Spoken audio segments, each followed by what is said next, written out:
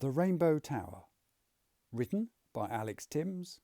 Illustrated by R H Stewart. Episode 44. Outside.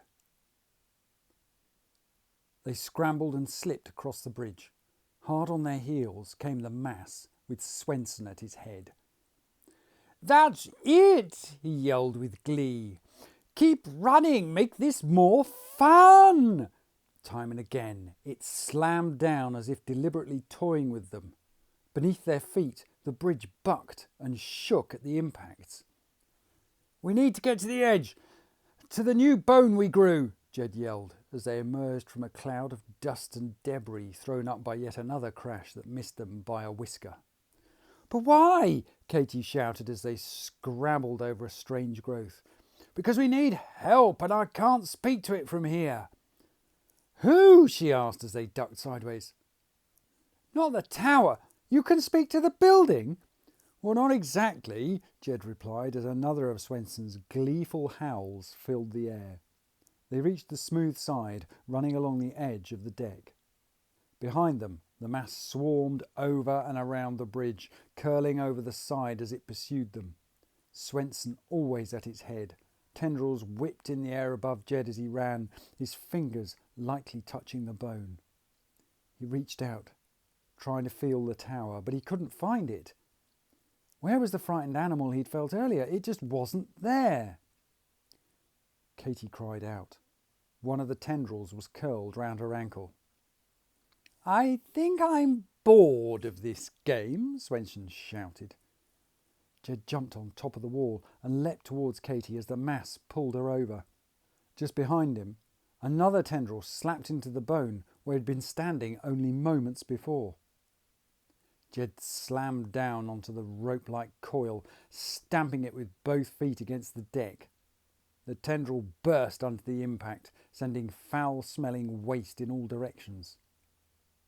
Katie was on her feet again before Jed could assist her.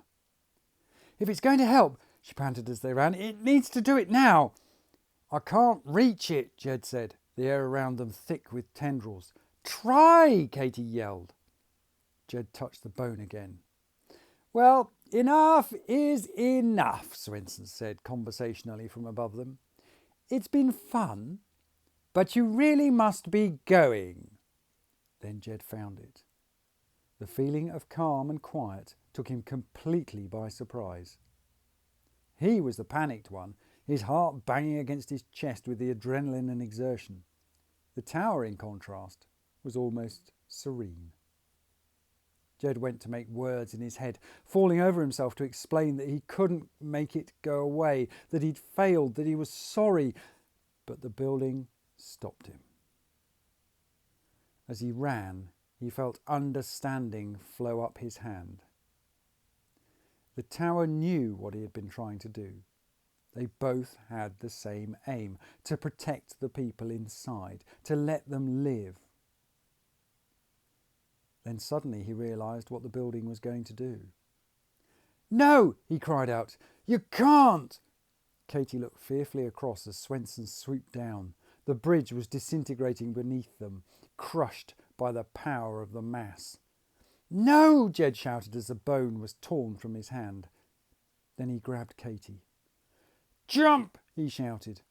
They launched into the air as the bone beneath their feet exploded, propelling them upwards and forwards in a cloud of dust and debris. Behind them, Swenson roared, his outline just visible through the cloud. As he and Katie tumbled through the air, Jed could hear the chief executive's curses and the stink of the mass mixed with the dust in his nostrils. But there was also something new. A distant rumble from far below. Jed impacted against something solid. He lost Katie's hand as he crashed down. The wind knocked completely from his chest, leaving him gasping in the choking cloud. "Now I have you!" Jed twisted onto his back, still gasping. Swenson's leering face and outstretched hands were coming at him, sheer fury having propelled the chief executive after him. Horrified, Jed watched as Swenson's outstretched fingers began to split and grow, sending out whipping tendrils straight for his face. "I said, leave my son alone," Jed's father roared as he grabbed Swenson from behind. The chief executive cried out in anger, his extended fingers making a stab for Jed and almost touching his face. As they did so, the rumble Jed had heard grew into a deafening roar, and suddenly both men were whipped backwards, the dust cloud being sucked away with them. Thank you very much for listening to The Rainbow Tower. To see more of R H Stewart's excellent artwork, you'll find him on Instagram at roy.hootson.stewart. For Alex Tymms, why not try the novel OutCaste at ao3.com? Or, for something completely different, check out the Amier series on YouTube or at amier.com, also by Alex Tymms. The Rainbow Tower. Text copyright Alex Tymms. Illustrations copyright R H Stewart.